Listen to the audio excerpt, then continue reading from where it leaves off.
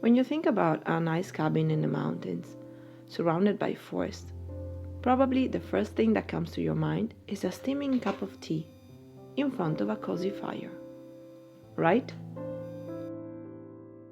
Wrong, at least for us lately. We found ourselves with the cold weather approaching and the stove that decided to stop working. How are we supposed to survive without eating in the middle of the mountains?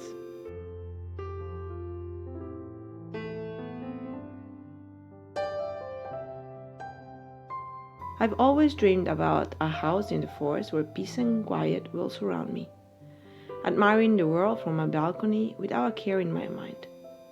How wrong was I?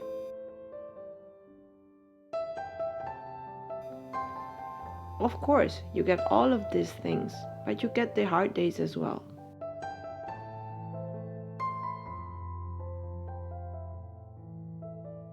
There is always one more thing to fix, or you have to go get wood, or clean the fallen trees. You have to take one step back from a world full of very fast technology and one step towards a slower life where the seasons and the daylight guide your time.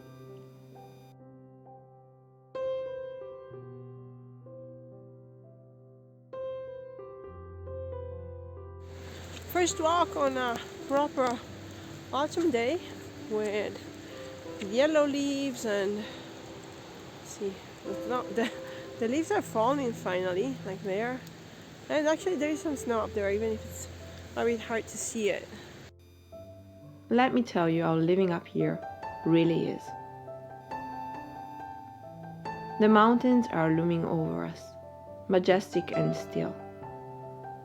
The forest is full of life and gives us many opportunities to discover new things. Living up here means to disconnect to most of what we are used to. You leave behind most of our commonly known commodities, many of which we take for granted. We cannot pop out of the house if we need a bag of biscuits. The closest store is half an hour away, by car. The internet is pretty slow, especially when the weather isn't great, and you must learn to be patient with everything. Amazon will not deliver anything on your front door. It takes a while, but the reward is a life filled with much more. You will discover how precious your time is, how it can be filled with meaningful and unique moments.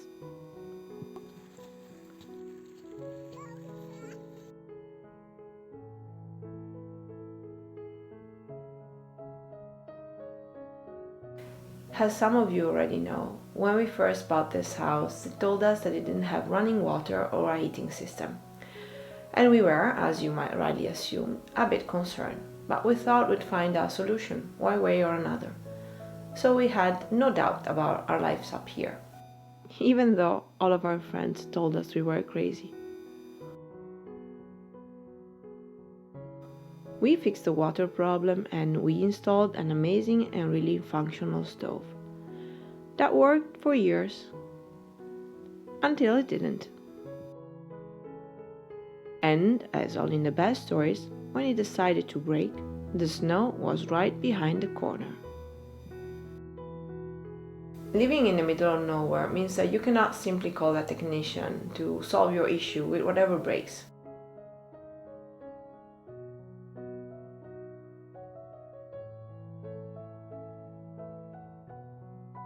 Here, nobody comes quickly.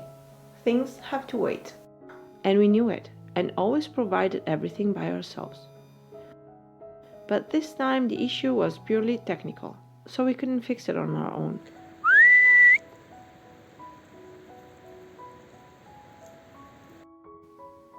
We are talking technology, programming, computer skills. Nothing that you can fix by hand or with a hammer. So we had to rely on our best resources, human connections.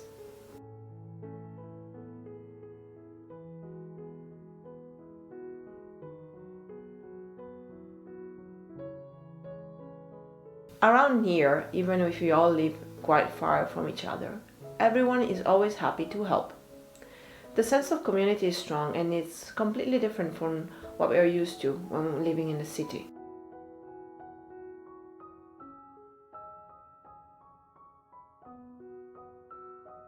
We managed to contact a really nice guy that got in touch with another person that offered to share the firmware to reinstall the main program of the stove. To get it, we had to drive a few hours away from here with terrible weather, meeting this tiny friend along the way, pick up the flash drive in 2 seconds, and drive back for a couple hours more. The cabin was getting really cold by then.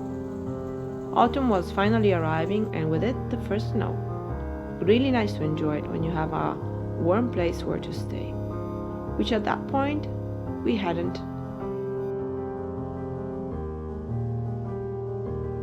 If I have to go cut some wood, dry it, store it, and then make a fire, I have no problem. Here instead we were literally waiting for the magic to happen. Put the flash drive in, reboot the system, and wait. Habemos fuego! Thankfully it worked, and things look a bit less scary now. Knowing that the cold was coming with a 4-year-old in the house and no eating really got me on edge this time. But it also showed me how resilient we are. We were upset and cold, but it didn't spoil the joy and gratitude we have for this place. Last night we had the first snow of the season.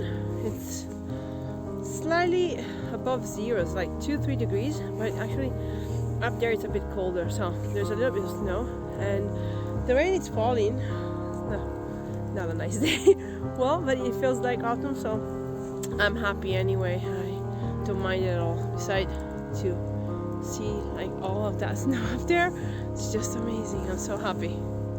Here I've learned in time to find creative solutions, and I knew, one way or the other, we could have overcome this one too. And we did.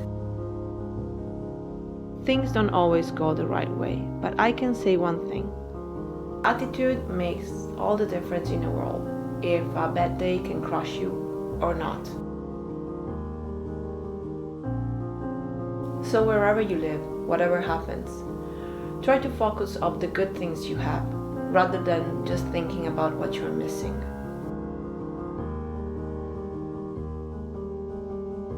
Life likes to mess up with us, but human beings are endlessly resourceful and adaptive, and we can overcome pretty much everything.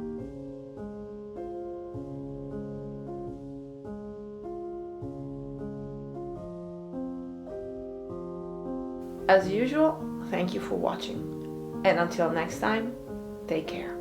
Ciao.